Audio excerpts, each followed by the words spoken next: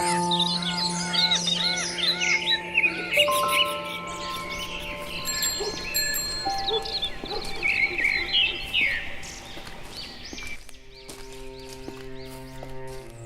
भगवान, हे भगवान, हे भगवान, ये कैसा जीवन मुझे दिया है आपने।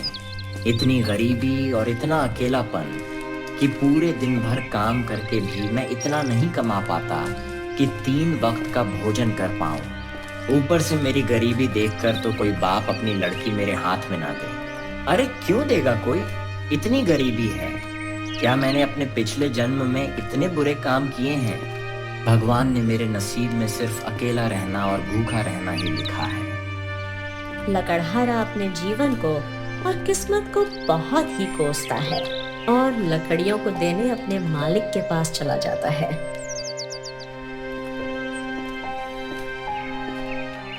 क्या बात है लकड़हारे, मुझे तुझसे यही उम्मीद थी। वैसे तो तू किसी काम का है नहीं, ऊपर से गरीब और फटीचर है। तुझे कोई काम पर रखना तो चाहता नहीं है, पर हाँ, तू ये लकड़ियां लाने का काम तो बखूबी करता है। मेरे उम्मीद से भी अच्छा काम करता है, इसीलिए आज मैं काफी खुश हूँ। ये ले 5 तांबे के सिक्के रख और दफा हो जा यहाँ से। और हाँ, कल लकड़ियां चाहिए, मुझे समय पर दे जाना। ठीक है, चल जा। जी मालिक। अरे भाई, ये क्या उसने इतनी मेहनत की, जंगल जाकर लकड़ियां लेकर आया और तूने उसे सिर्फ 5 तांबे के सिक्के दे दिए हैं। अरे यह तो बहुत कम है, इससे तो उसका दिन भर का गुजारा भी मुश्किल से होता होगा। अरे क्या है ना कि वह थोड़ा मूर्ख किस्म का आदमी है। उसे पता ही नहीं है कि किस काम के कितने पैसे मिलते हैं और कितने नहीं। और दुनिया का नियम है, भैया मूर्ख और कमजोरों को तो शुरू से ही दबाया जाता है। और फिर मैं अपना फायदा देखूं कि इन जैसे मूर्खों का। अरे वो सब तो ठीक है कि तूने इसे ठग लिया क्योंकि ये मूर्ख है, लेकिन क्या इसके परिवार वाले भी मूर्ख हैं जो कुछ नहीं कहते इसे?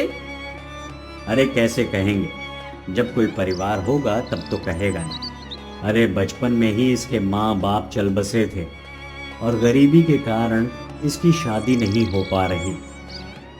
अब ये बेचारा करे भी तो करे क्या। बचपन में मैंने ही इसे सहारा दिया था और बचपन से ही यह मेरे लिए काम करता आ रहा है। इसे दुनियादारी के बारे में कुछ नहीं पता है। तू ना बहुत घटिया इंसान है यार। मतलब इतने साल से ये तेरे लिए इतने कम पैसों में काम कर रहा है। इससे ज्यादा तो भिखारी कमा लेते हैं एक जगह पर बैठे बैठे। लकड़हारा उन 5 तांबे के सिक्कों को देखता है और उसकी आंखों में आंसू आ जाते हैं। 5 तांबे के सिक्के। कितने दिनों के बाद मालिक ने मुझे पूरे 5 तांबे के सिक्के दिए, वरना तो रोज मुझे 3 तांबे के सिक्के से ही काम चलाना पड़ता है। हाँ, ऐसे ही मेहनत करूंगा तो मुझे पूरा विश्वास है कि मालिक एक दिन मेरी तनख्वाह जरूर बढ़ा देंगे, 5 या 6 सिक्के कर देंगे। हाँ, क्या पता 8 सिक्के भी कर दें। अरे नहीं नहीं, मुझे इतने भी बड़े बड़े सपने नहीं देखने चाहिए। जो मिलता है उसी में खुश रहना चाहिए। कल मैं और अंदर तक जाऊंगा और अच्छी से अच्छी लकड़ियां काट के लाऊंगा। अंदर जानवरों और सांपों का थोड़ा खतरा तो है, पर अगर तरक्की करनी है और ऐसे घटिया जीवन नहीं जीना है तो ये जोखिम तो उठाना ही पड़ेगा। हाँ। अगले दिन वो सुबह जल्दी उठता है और सबसे पहले मंदिर जाता है। ओम नमः शिवाय। हे भगवान, मैं आपकी रोज पूजा करता हूँ, रोज आपके सामने अपनी समस्या लेकर आता हूँ। कभी तो मेरी बात सुन लिया करो ना भगवान, क्योंकि मुझे ज्यादा कुछ नहीं चाहिए। बस इतना ही तो कह रहा हूं ना। मेरी तनख्वाह बढ़ा दीजिए और एक अच्छी सी जीवन संगनी दिला दीजिए। बस फिर मैं आपसे कुछ नहीं मांगूंगा। पक्का पक्का वादा है मेरा। बस मेरी यह विनती सुन लीजिए भगवान। अरे बेटा, आज तुम जल्दी आ गए, क्या बात है? कुछ खास है क्या? ये लो प्रसाद लो और फिर बताओ क्या बात है। जी प्रसाद के लिए धन्यवाद पंडित जी। आज ना मैंने सोचा है कि मैं जंगल के काफी अंदर जाऊंगा लकड़ियां लेने के लिए, क्योंकि जंगल के अंदर ना थोड़े अच्छे किस्म की लकड़ियां मिलती हैं पंडित जी। अगर मैं उन लकड़ियों को काट कर लाऊंगा तो मालिक खुश हो जाएंगे। क्या पता वो मेरी तनख्वाह बढ़ा दें। अरे तनख्वाह ना भी बढ़ाए तो कम से कम इनाम तो दे ही देंगे ना, अच्छी लकड़ियां देखकर। जंगल के अंदर? नहीं नहीं बेटा, जंगल के अंदर मत जाओ, वहां खतरा है। जंगली जानवर और जहरीले सांपों से भरा है वो। अगर तुम जिंदा ही नहीं लौटोगे तो फिर पैसों का क्या करोगे? परंतु पंडित जी, मैं आखिर जिंदा रहकर भी क्या करूंगा? ऐसी जिंदगी से तो अच्छा है कि मैं मर ही जाऊं।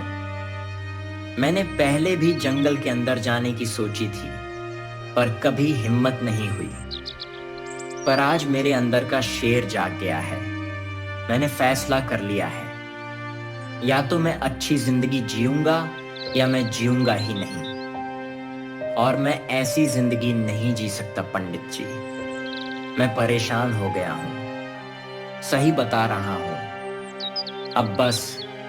अब या तो भगवान को मेरी सुननी पड़ेगी या मैं खुद ही भगवान के पास चला जाऊंगा। हाँ, मुझे पता है बेटा कि तुमने अपने जीवन में बहुत दुख देखे हैं। अगर तुम्हारी जगह कोई होता तो उसने अब तक तो हार मान ली होती।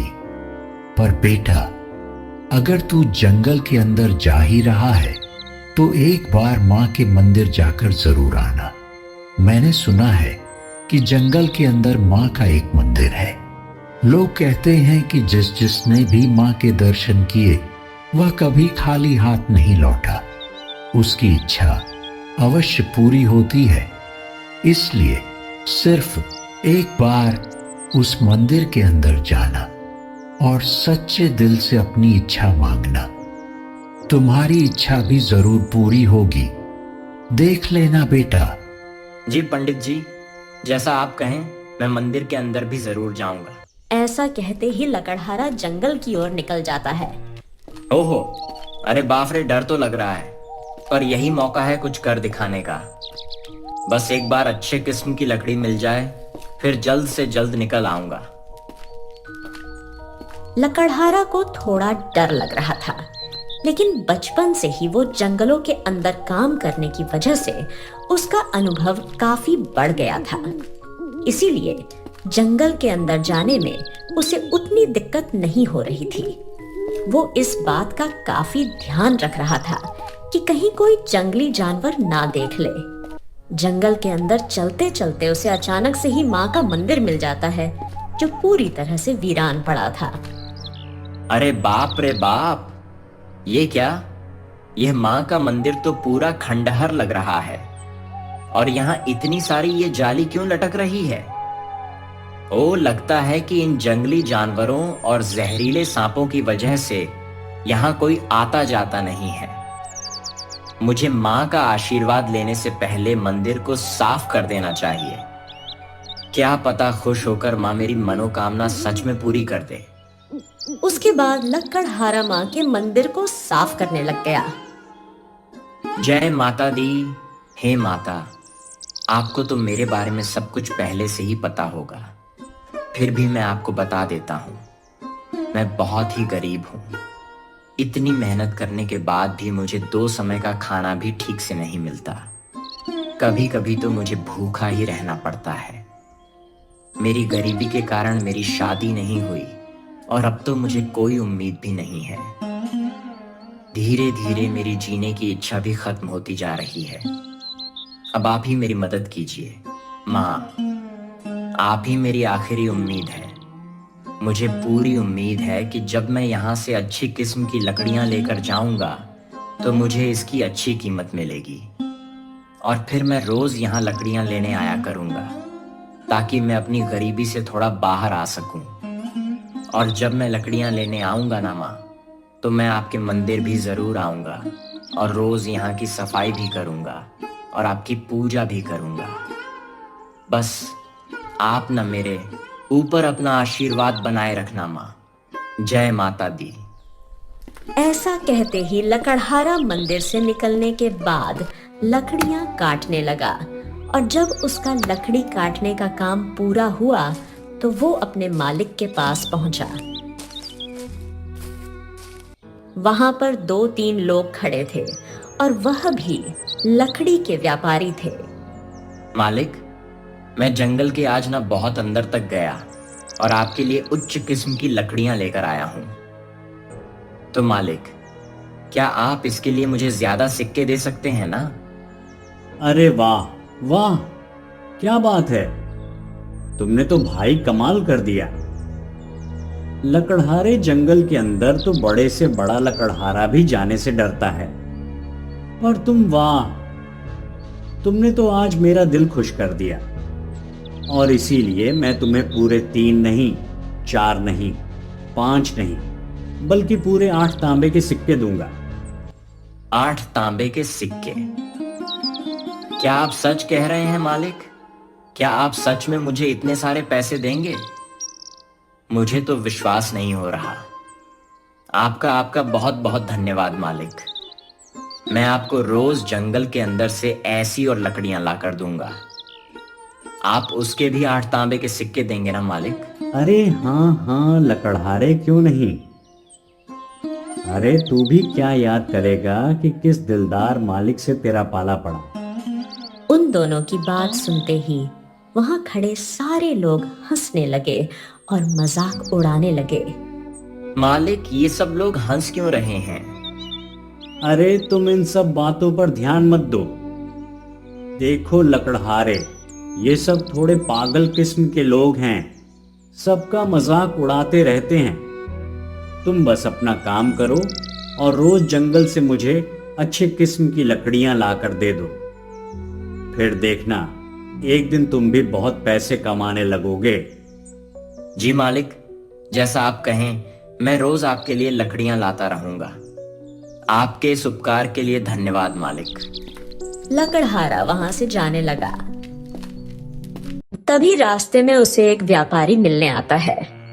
ए भैया, ए सुनो सुनो, ये बताओ, क्या तुमने अभी अभी जो लकड़ियां बेची हैं वो सिर्फ 8 तांबे में बेच दी?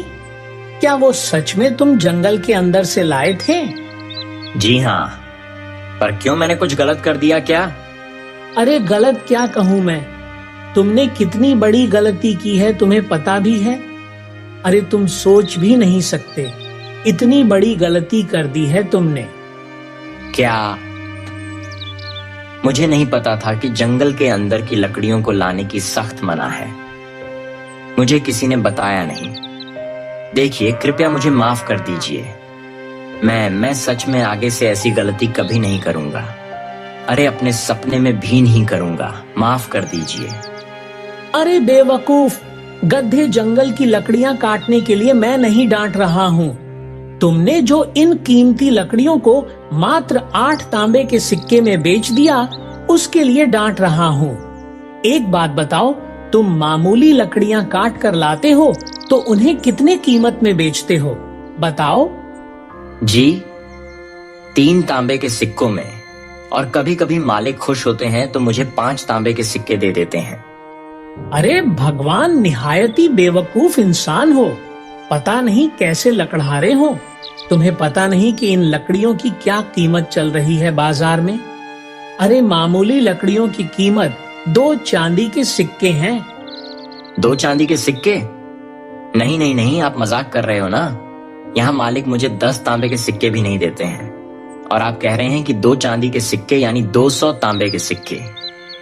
अरे हाँ गधे, और तुम्हें यह जानकर बड़ा अफसोस होगा कि जो कीमती लकड़ियों को तुमने 8 तांबे के सिक्कों में बेचा है, ना उसकी कीमत 8 तांबे के सिक्के नहीं बल्कि 8 चांदी के सिक्के हैं।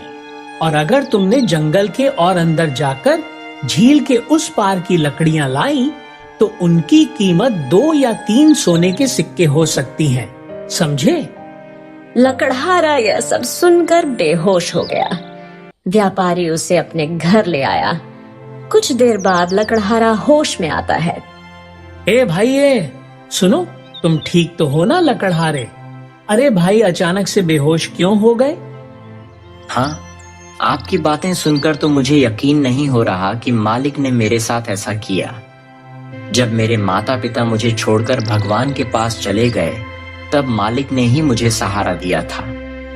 अगर वह नहीं होते तो शायद मैं कभी लकड़हारा नहीं बनता और कहीं बैठकर यहाँ वहां भीख मांग रहा होता या मर चुका होता।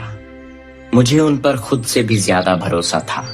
उनके सिवा और मेरा था ही कौन। लेकिन उन्होंने भी मेरा फायदा उठाया, मेरा भरोसा तोड़ा। मुझे तुम्हारे लिए कहूं तो दिल से बुरा लग रहा है। मैं समझ सकता हूं कि तुमने अपने जीवन में कितनी तकलीफें सही होंगी। अरे, पर मुझे समझ में नहीं आ रहा कि आपने मुझे यह सब बताया क्यों। मेरा मतलब है कि आप भी चाहते तो उनकी तरह मेरा इस्तेमाल कर सकते थे। थोड़े से ज्यादा सिक्के देकर आप काम करवा सकते थे। तो फिर आपने ऐसा क्यों किया? मुझे क्यों बताया? देख बेटा, अगर कुछ लोग ठग या बुरे हो तो इसका मतलब यह नहीं होता है कि सब वैसे ही हो। मैं एक ईमानदार व्यापारी हूँ। मैं कभी भी किसी को ज्यादा रकम नहीं देता, लेकिन कम भी नहीं देता। समझे? अब देखो, जो हो गया सो हो गया। तो क्या अब तुम मेरे लिए काम करना चाहोगे? मैं तुम्हें लकड़ियों के सही दाम दूंगा और तुम बहुत ही जल्द अपनी गरीबी से बाहर हो जाओगे। अब तुम्हें यह घिसी पिटी जिंदगी जीने की कोई जरूरत नहीं है। बताओ, क्या कहते हो तुम? काम करोगे मेरे लिए? अरे हाँ जी, क्यों नहीं। मैं आप लोगों के साथ काम करने से भला कैसे मना कर सकता हूँ।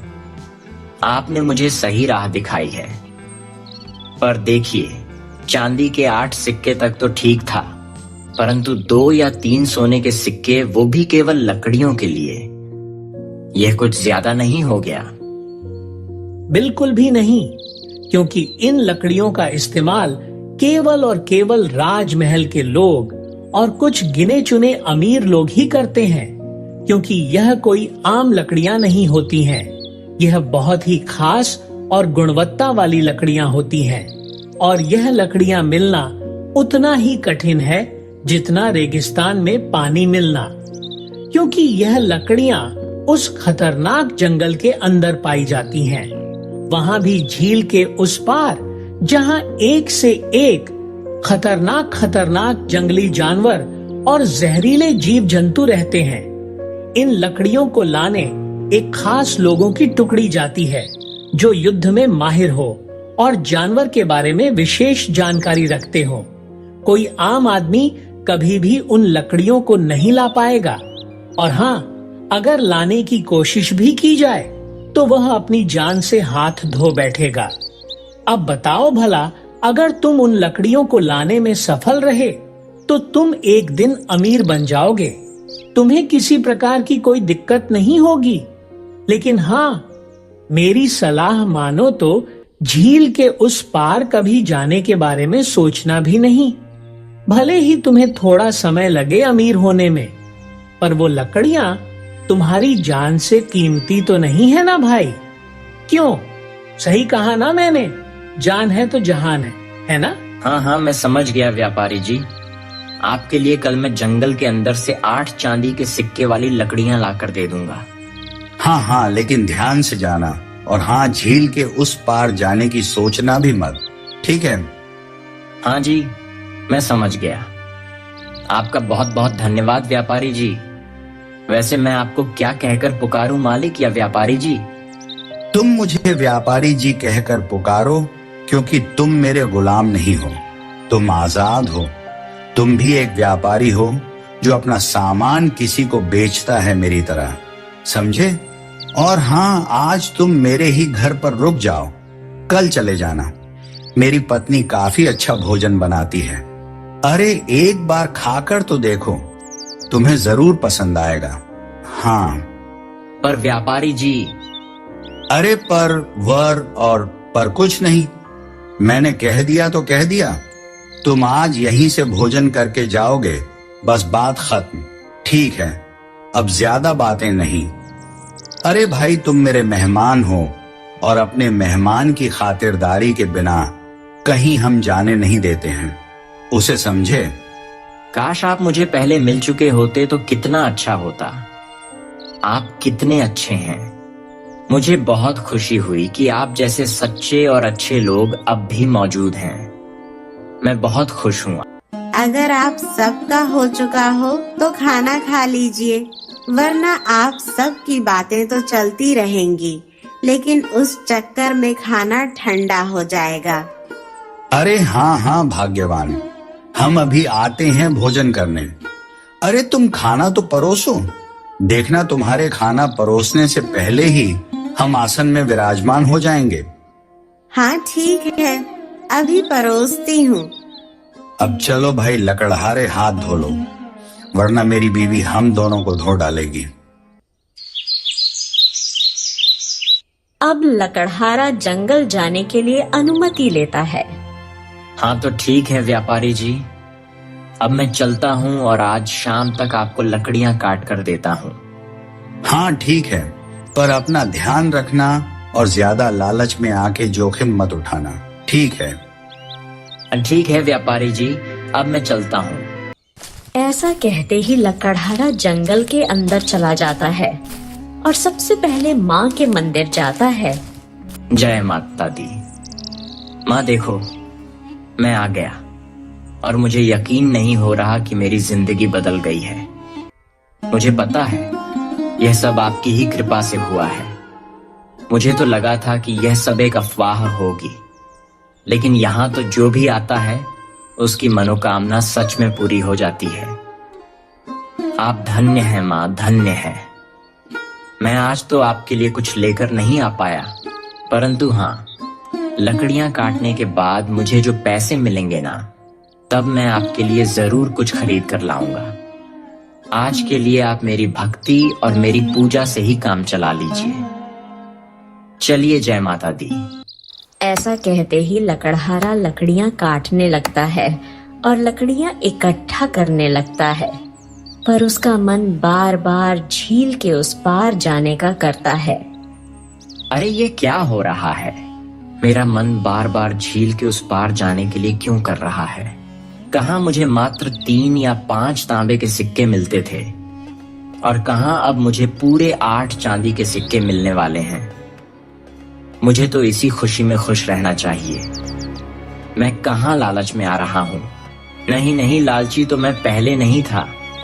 मुझे अब भी लालच नहीं करना चाहिए। लेकिन क्या इतने पैसों की बात सुनकर मेरे मन में लालच जाग गया है क्या? ओह हो, मुझे खुद को संभालना चाहिए।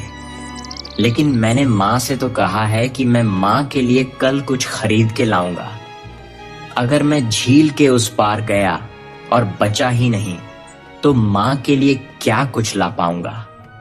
हाँ, इतनी मुश्किल से अब मेरी किस्मत बदली है। मैं ज्यादा लालच के चक्कर में यह जीवन गंवा नहीं सकता। नहीं भाई नहीं। लकड़हारा ने कैसे भी करके अपने मन को शांत किया और लकड़ियां लेकर व्यापारी के पास गया। हाँ, ये लीजिए व्यापारी जी, आपकी लकड़ी मैं ले आया। अरे लकड़हारे तुम, मैं अभी तुम्हारी ही बात कर रहा था। मेरी बात कर रहे थे? मैं कुछ समझा नहीं। अरे हाँ, वो क्या है ना कि मुझे तुम्हारी चिंता हो रही थी। अब देखो, तुम इतने गरीब हो और अचानक से तुम्हें पता चलता है कि तुम लकड़ियां बेचकर भी अमीर बन सकते हो, तो तुम कहीं इस लालच में झील के उस पार ना चले जाओ। बस यही सोचकर मैं चिंता कर रहा था। आप तो सच में कितने अच्छे हैं। आप तो मुझसे कल ही मिले हैं, पर आप मुझे अपने परिवार की तरह ही चिंता कर रहे हैं, जैसे कि मैं आपका कोई अपना हूँ। अरे और नहीं तो क्या, अपने नहीं हो तो अपने बन जाओगे। अपना बन जाऊंगा? मैं कुछ समझा नहीं व्यापारी जी। अरे हाँ, देखो मेरी भतीजी है, मैं उसके लिए रिश्ता खोज रहा हूँ और तुम उसके लिए एकदम योग्य लड़के हो। देखो, मैं मानता हूं तुम थोड़े बेवकूफ हो, लेकिन दिल के बहुत अच्छे हो और तुम्हारा व्यवहार भी काफी अच्छा है। तुम मेरी भतीजी का पूरा ध्यान रखोगे, मुझे पूरा यकीन है। और अब तो तुम मोटा पैसा भी कमाने लग गए हो। इन पैसों से तुम कुछ ही दिनों में एक घर खरीद पाओगे और आराम की जिंदगी जी पाओगे। हाँ हाँ, ये आप कैसी बातें कर रहे हैं व्यापारी जी? मैं मुझे नहीं लगता कि मैं इस रिश्ते के लायक हूँ। अरे तुम हो, और वैसे भी तुमने भगवान से शिकायत की थी कि तुम्हारी शादी नहीं हो रही, तो अब क्यों मना कर रहे हो? देखो लड़के, तुम्हें आगे चलकर तो किसी ना किसी से शादी करनी ही है, तो मेरी भतीजी से कर लो। वो दिखने में भी काफी सुंदर है और खाना बनाने की बात तो पूछो ही मत। ओए होए होए, इतना स्वादिष्ट बनाती है, इतना कि तुम रोक नहीं पाओगे अपने आप को। हाँ, ये बिल्कुल सही कह रहे हैं। मुझे आप एकदम सही वर लगते हो। अच्छा, अगर आप सब बोल रहे हैं तो ठीक है, मैं राजी हूँ। बताइए कब करनी है शादी? अरे इतनी भी क्या जल्दी है? आप पहले अपने लिए घर तो खरीद लें। बिना घर के आप अपनी पत्नी को कहाँ रखेंगे? क्या आप चाहते हैं कि आपकी पत्नी झोपड़ी में रहे? हाँ, आप सही कह रहे हैं। मैं पूरी मेहनत करूंगा और एक अच्छा सा घर खरीदूंगा ताकि मेरी होने वाली पत्नी को कभी किसी कोई चीज की कमी ना हो, चिंता ना हो। मुझे पता था कि आप मेरी भतीजी के लिए एकदम उत्तम वर हैं। मुझे आपसे यही उम्मीद थी। अरे आइए आइए, हम रिश्तेदार बनने वाले हैं, गले लगिए, आइए। और अगले दिन सुबह उठकर लकड़हारा सबसे पहले माँ के लिए फूलों की माला खरीदता है और प्रसाद चढ़ाने के लिए फल भी खरीदता है। और लकड़हारा फिर से जंगल की ओर निकल जाता है। जय माता दी, जय माता दी। माँ, जैसा कि मैंने आपसे वादा किया था कि मैं आपके लिए माला लेकर आया हूँ। यह देखिए, ये मैं आपको चढ़ाता हूँ और मैं आपके लिए फल भी लेकर आया हूँ।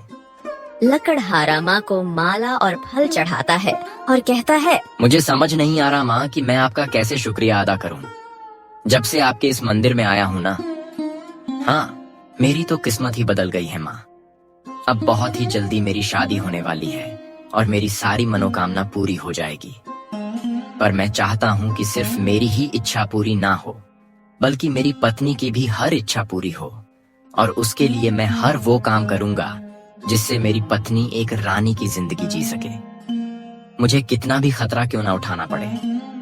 इसीलिए माँ, मैंने तय किया है कि मैं झील के उस पार जाना चाहता हूँ ताकि जल्द से जल्द अमीर बन सकूं और अपनी पत्नी का ध्यान रख सकूं। ऐसा कहते ही वो झील के उस पार चला गया। रात हो गई, लेकिन लकड़हारा व्यापारी को लकड़ी देने अभी तक नहीं आया। अरे लकड़हारे ने आज तक कभी लकड़ी देने में देर नहीं की, फिर आज इतनी देर कैसे हो गई?